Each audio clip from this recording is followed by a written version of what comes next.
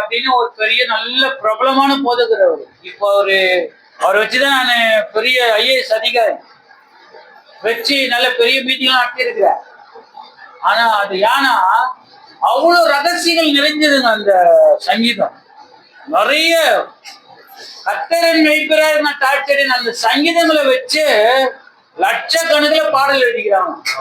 10 லட்சத்துக்கும் மேல பாடல் எழுதிக்கிறாங்க உலக அளவுல. அப்போ நல்ல ஒரு அருமையான சங்கீதம். அதனால நம்ம சங்கீதத்தை வாசிச்சுட்டு நம்ம அடுத்த செய்திக்குள்ள போகலாம்.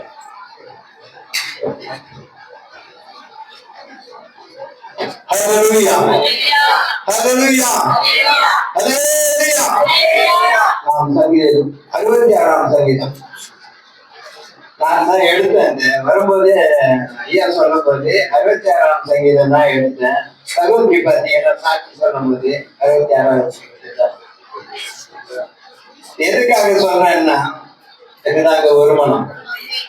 இதுதான் வருமானம் தான். சரி, நாம் வாசிப்போம். ராகத்தலைகளுக்கு ஒப்புவிக்கப்பட்ட சங்கீதமாகிய பாட்டு. பூமியின் குடிகளே, நீங்கள் எல்லாரும் தேவனுக்கு முன்பாக கம்பீரமாய் பாடுங்கள்.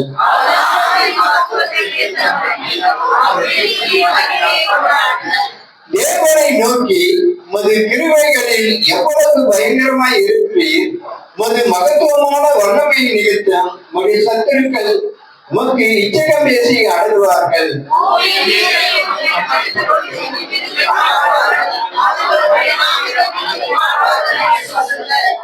தேவனுடைய செய்கைகளை வந்து பாருங்கள். அவர் மனுபுத்திரரிடத்தில் நடப்பிக்கும் கிரியைகளில் பயங்கரமானவர்.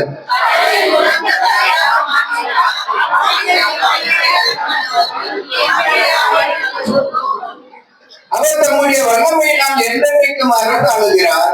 அவருடைய கண்கள் ஜாதிகள் மேல் நோக்கமாய் இருக்கிறது. துரோகிகள் தங்களை உயர்த்தால் இருப்பார்களாக.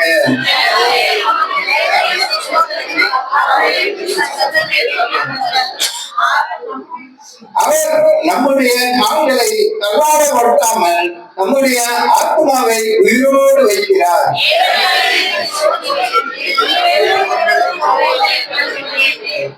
எங்கள் வகையில் அகப்படுத்தி எங்கள் இழுப்புகளின் மேல் வருத்தமான பாகத்தை ஏற்றினேன்.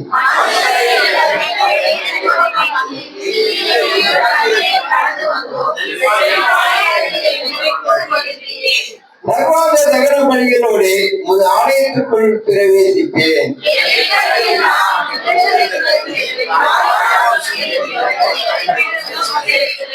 ஆட்டுக்கடாக்களின் நினைப்புகளுடனே கொடுமையானவர்களை உமக்கு தகன பலியாகி விடுவேன். காளைகளையும் செம்மறி ஆட்டு கடாக்களையும் உமக்கு பலியிடுவேன்.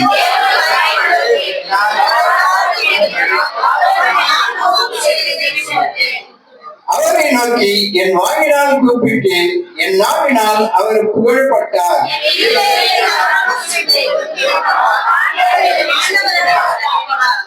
மெய்யாய் தேவன் என்றைக்கும் செவி கொடுத்தார். எனக்கு செவி கொடுத்தார். என் ஜெபத்தின் சத்தத்தை கேட்டார். ஜெபத்தை அல்லாமலும் உமது கிருபை என்னை விட்டு விலகாமலும் இருந்த தேவனுக்கு ஆமென். ரொம்ப அருமையான சங்கீதம் பார்த்தீங்கன்னா முதல்ல தொடங்கி கடைசி வரையிலும் பார்த்தீங்கன்னா என்ன அருமையானது. நம்முடைய வாழ்வாதாரத்துக்கு முக்கியமானது. உண்மையில நிறைய அநேக புத்தகங்கள் இருக்கு. எது கேட்டாலும் பாத்தீங்கன்னா நம்ம தேடுவது எதுன்னா சங்கீதம். அதுதான் நம்முடைய வாழ்வாதாரத்துக்கு பிரதிபலிக்குது. இந்த நாள்ல கூட 66ஆம் சங்கீதத்துல 5ஆம் வசனம், தேவனுடைய செய்கைகளை வந்து பாருங்கள். தேவனுடைய செய்கைகளை எங்க வந்து பார்க்கணும்? எங்க வந்து பார்ப்போம்? ஆலயத்தில். இந்த ஆலயத்துல வரும்போது இங்க என்னென்ன நடக்குது தெரியுமா? முதல்ல ஆராதனைக்கு ஒரு துவக்கம். அந்த துவக்க ஜெபம் எதுக்குன்னா ஒவ்வொரு பகுதியும் ஆண்டவர் ஐக்கியப்படும், வெளிப்படணும். ஆண்டவர் தாமே ஒவ்வொரு பகுதியையும் பொறுப்பெடுத்து நடத்தணும். அதுக்காக தான் அந்த துவக்க ஜெபம். அது எங்க நடக்குதுன்னா அவருடைய ஆலயத்துல நடக்குது. அடுத்ததா பார்க்கும் போது அதே சொல்லும் போது பாருங்க,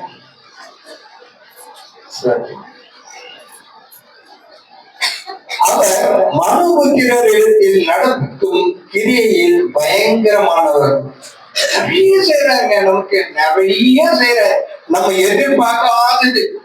வாழ்க்கையில ஒரு வீடு கட்டுறது பெரிய கஷ்டம், ஒரு திருமணத்தை பண்றது பெரிய கஷ்டம். அதெல்லாம் நம்ம குடும்பத்தில் நடக்கலையா? உண்மையில நம்மளால எதிர்பார்த்தே இருக்க மாட்டோம். ஒரு வீட்டை கட்டுவாங்க, கட்டி கொடுக்க. மகனுடைய திருமணம் அருமையா நடக்க. உண்மையில அதுதான் நம்ம இடத்துல பெரிய காரியங்களை செய்கிறார். ஆனா நாம எப்படி இருக்கணும்? அவருக்கு நன்றியோட, நன்றி மட்டும்தான் ஆண்டவர் விரும்பல. நம்ம இடத்துல வேற எதுவுமே எதிர்பார்க்கலையா? பொண்ணை கொடுன்றாரா, பொருளை கொடுன்றாரா, உன் வீட்டை கொடுத்துரு, நீ இதுவரைக்கும் சம்பாதிச்சு எல்லாத்தையும் கொடுத்துருன்னு சொல்றாரா? இல்ல, ஆண்டவரிட நம்ம இடத்துல எதிர்பார்த்து நன்றி மட்டும்தான். அதை ஏன் நாம செய்ய மாட்டோம்? கர்த்தரிடத்தில் நன்மை பெற்றுக்கொண்ட நாம் தீமையும் அனுபவிக்க வேண்டாமா என்று யோசிச்சிருக்கிறோம். கர்த்தரிடத்துல நம்ம நன்மை பெற்றுக்கிட்டோம். ஆனா ஒரு தீமை வரும்போது பாத்தீங்கன்னா ஆண்டவர் எங்க இருக்கிறாரு அடிச்சு போடுறோம். அவர் தேடவே மாட்டேன், நினைக்கவே மாட்டேன் அப்படின்னு நம்முடைய கிறிஸ்தவ அதனாலதான் ரெட்டத்தனையாய் ஆசீர்வதிக்கப்பட்டான். பெரிய விஷயம் பாருங்க. எல்லாம் ஒருத்தர் நல்ல செழிப்பாவோடு வாழ்ந்துட்டு வர ஒரு மனுஷன் எல்லாமே ஒரு நொடியில இழந்து தனியா நிக்க போகுது. அவன் வாழணும்னு ஆசைப்படுவானா? இல்லை. இப்படி வாழ்ந்த நாம, வசதி வாய்ப்புகளோடு வாழ்ந்த நாம இவ்வளவு கேவலமா வாழக்கூடாது.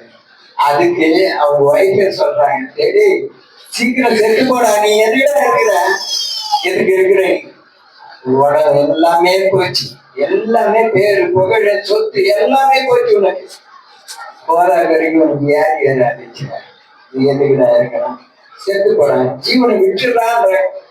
அப்போ அந்த விசுவாசத்தை விட, பக்தி வைராகியத்தை விட நாங்க இயல்பு விடவே இல்லை.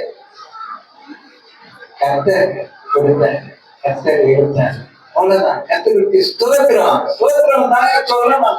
நம்ம வாழ்க்கையில நன்மை வந்தா ஸ்தோத்திரம் சொல்லிட்டு, தீமை வந்தா அப்படியே இருக்க கூடாது. நன்மைக்கு தீமைக்கு நாம் ஸ்தோத்திரம் மட்டும் தான் சொல்றோம். இன்னும் நீங்க வேணா உங்களுடைய வாழ்க்கையை அப்படி சோதிச்சு பாருங்க. எது வந்தாலும் சோதிங்க, ஸ்தோத்திரம் தாங்க. என் தகப்பே எனக்கு சொல்லி கொடுத்த ஒரே பாடம், பணம் சம்பாதிச்சு பெரிய ஆளுதான் சொல்றாங்க. எது நடந்தாலும் சோதரம். இன்னைக்கு கூட நான் இந்த வண்டியில நிக்கிறேன். என்னுடைய மகனுக்கு பாத்தீங்கன்னா வயது 25 2 கிட்டிங்க. அப்படியே மோடியில போய் படுத்துட்டேன், அப்படி முடிஞ்சு போயிட்டு இல்ல அவனுக்கு ட்ரீட்மெண்ட் டயரிஸ் போயிட்டுதான் இருக்கு. 10 மாசமா அவன் அவஸ்தப்படுறேன். அதுக்காக ஏன்பா உங்களுடைய ஊழியத்தை நான் செய்யறேனே, உமக்காக வரனே, என் பிள்ளைக்கு ஏன் இப்படி கொடுத்தேன்? ஒரு நாள் நான் கேட்டுட்டுதான் இல்லை, கேட்கவும் மாட்டேன். ஏன்னா அவரு கொடுத்தாருங்க, அவருக்கு அதிகாரம் இருக்குங்க. இந்த பூமியில நாம எத்தனை நாள் வாழ போறோம், எத்தனை நொடி வாழ போறோம்ன்றது அவருக்கு தெரியும். அதனால நான் இதுவரையில கூட இருக்காங்க, நான் பொய் சொல்லல, 2 சகோதரங்க இருக்காங்க, கேட்டு பாருங்க. இதுவரையும் என் மகனுக்காக நான் ஜெபிச்சது உண்டா? ஜெபிச்சதே இல்லை. உங்களுடைய சித்தம் என்னவோ அது அவனுடைய வாழ்க்கையில் நிறைவேறும். எனக்கு தேவை அவன் நல்லாய் வரணும், அவனுக்கு நல்ல ஆபரேஷன் நடக்கணும், அப்படியெல்லாம் ஒண்ணுமே நினைக்கலங்க. ஆண்டவருடைய வேதத்தை வாசிக்கணும், ஆண்டவருடைய வேதத்தை சுமக்கணும், ஆண்டவருக்காக உண்மையை ஓடணும், அநேக சாட்சியா இருக்கணுங்க.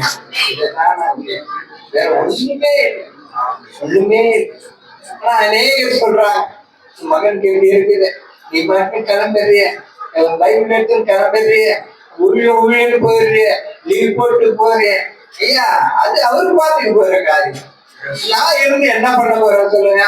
நான் ஆபரேஷன் பண்ண போறேன், இல்ல கிட்னி ரெடி பண்ணி அவருக்கு வைக்க போறேன், ஒன்னா என்ன அதெல்லாம் செய்ய. ஏன்னா முத ஆபரேஷன் பண்ணவர் யாருன்னு பாத்தீங்கன்னா நம்ம ஆண்டவர், நம்முடைய ஆண்டவர் தாங்க. சூப்பர், அதுதான் சீஃப் வேர்ல்டு ஒர்க்கர் யாருன்னு பாத்தீங்கன்னா அதுதான். விழால அப்பவே பாருங்க, விழா எடுத்தாரு, எடுத்து வச்சாரு. ஆதாம் எடுத்து வியாபாரத்துக்கு வச்சுட்டு ஏறாம வரும். அதனால அவர்கிட்டதான் எல்லாத்தையும், உங்களுக்கு பிரச்சனை இல்லாத மனுஷன் சகோதர சகோதரி யாருமே இருக்க முடியாது. ஆனா எதை கண்டு தவறு போயிடாதீங்க, ஆண்டவருடைய சந்திச்சுக்கலாம். கர்த்தருடைய ஆலயத்திலே தாங்க நமக்கு மன மகிழ்ச்சி. உண்மையில நீங்க என்ன பாருங்க, இப்ப காலையில வர்றதுக்கு முன்னாடி உங்களுக்கு எவ்வளவு பிரச்சனைகள் இருந்திருக்கான். இப்ப அதை நினைக்கிறீங்க, இருக்க உண்மையில நினைக்க. ஏன்னா நீங்க மன மகிழ்ச்சி ஆண்டவர் வளர்ச்சிட்டே இருக்காருங்க. என் பிள்ளைங்க வந்திருக்காங்க, என் மகன் வந்திருக்கான், என் மகன் வந்திருக்கான், எல்லாமே என்னை தேடி வந்திருக்காங்க. அவங்களுக்கு என்னென்ன செய்யணும் ஏற்ற வேலையில கண்டிப்பா செய்வாருங்க. ஆண்டவர் எல்லாத்துக்கும் ஒரு காலம் வச்சிருக்காரு. கண்டிப்பா நம்முடைய தேவைகள் எல்லாம் சந்திக்கப்படும். எதை குறிச்சு நீங்க கவலைப்படாதீங்க. அருமையான ஒரு ஊழியர். இந்த இடத்துல இப்படி ஒரு ஸ்தலம் இருக்குதுன்னா ரொம்ப ஆச்சரியமா இருக்கு, சந்தோஷமா இருக்கு. ஏன்னா ஏதோ வந்து போனோம் அப்படின்ட்டு சில ஊழியக்காரங்க பார்த்தீங்கன்னா வீட்டுல போய் வாங்க அப்படிமா அப்படிமா இப்படிமா ஆண்டவர் அப்படின்னு ஆலயத்துல கூலி வேலை போன்றதான் அவங்க ஒரு மணி. உண்மையில உங்களுடைய குறைகளை ஐயா கிட்ட சொல்லுங்க. ஐயா இதுக்காக ஜெபித்து சொல்லுங்க, இந்த தேவைகளுக்காக ஜெபித்து பண்ணுங்க. என்ன மன கஷ்டமா இருந்தாலும் ஊழியக்காரங்க சொல்லும்போது பாரப்பட்டு ஜெபிப்பார். கண்டிப்பா அவருடைய விண்ணப்பங்களை கேட்டு அவர் உங்களுக்கு எல்லாத்தையும் நல்ல சுகங்களை ஆரோக்கியத்தை கொடுப்பார். தேவைகள் சந்திக்கப்படும். பிள்ளைகளுடைய படிப்பு, பிள்ளைகளுடைய திருமண காரியங்கள், நீங்க வீடு கட்ட வேண்டிய காரியங்கள், பிள்ளைகளுடைய எதிர்காலம் எல்லாம் அதுக்காக தாங்க நமக்கு ஒரு ஊழியக்காரர் கொடுத்திருக்கேன். உண்மையில இந்த தளத்துக்கு வாங்க, உங்களுக்கு தெரிஞ்சவங்க கூப்பிட்டுவாங்க. முதல்ல சொந்த பதத்தை கூப்பிட்டாரு, முதல்ல சம்பந்தத்துக்கு கூப்பிட்டு வந்து சேர்த்தாரு. ஆண்டவர்னாலும் கேட்பாரு, ஏய் யாரையே போய் கூப்பிட்டியடா, மாமா இருக்கான், வச்சுக்கா இருக்கான், சிட்டுக்கா இருக்கான், பெரியப்பா இருக்கான், அவனெல்லாம் விட்டுட்டியடா ஏன்னு கேட்பாரு. கண்டிப்பா சொந்தத்தை இந்த இடத்துக்கு கூப்பிட்டாரு. நரம்புங்க சீட்டெல்லாம் மாறப்போகுது, கொஞ்சம் சீக்கிரம் மாறும்போது கண்டிப்பா நம்பிக்கையோட இருக்க. எந்த சூழ்நிலையும் அவருடைய சமூகத்தை தேடுங்க. ஆசிரியர் எப்படி இருக்கு சோதிச்சு பாருங்க. கண்டிப்பா அவர் சொல்லிய செய்யாமல் இருக்கவே மாட்டார். கண்டிப்பா நன்மையானதை எல்லாம் செய்கிற தெய்வம் நம்முடைய தெய்வம். ஏன்னா ஒரு ரூபாய் கூட இல்லாம ரயில்வேல வேலை கிடைச்சதுன்னா எவ்வளவு சரியா சொல்லுங்க, சந்தோஷமா இல்லையா? இன்னைக்கு பணம் கொடுத்தா வேலை கிடைக்குமா? ஸ்டேட் கவர்மெண்ட்ல கிடைக்குமா? சென்ட்ரல் கவர்மெண்ட்ல கிடைக்குமா? கிடைக்காது. ஒரே ஒரு ரூபாய் செலவு பண்ண என் தேவன் செய்ய அதே உங்களுடைய வாழ்க்கையில செய்வ. ஆண்டவர் மாணவர் விசுவாசிங்க. உங்களுக்கு கொடுத்த ஊழியக்காரர் மீண்டும் நினைவுக்கு வந்துறேன். அவர் இடத்துல வாங்க, நாளைக்கு எல்லாரும் கூப்பிடுவாங்க. இந்த இடம் போதில் நினைக்கு போறது இல்லை, பெருசா கொடுக்க போறாங்க.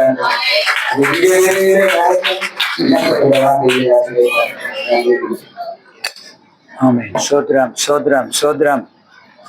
கர்த்தர் நல்லவர், கர்த்தர் நல்லவர். உண்மையாகவே நாங்கள் எல்லாமே சனிக்கிழமையில லீவ் போட்டு கிட்டத்தட்ட 70 கிலோமீட்டர் தாண்டி வரோம் அப்படின்னா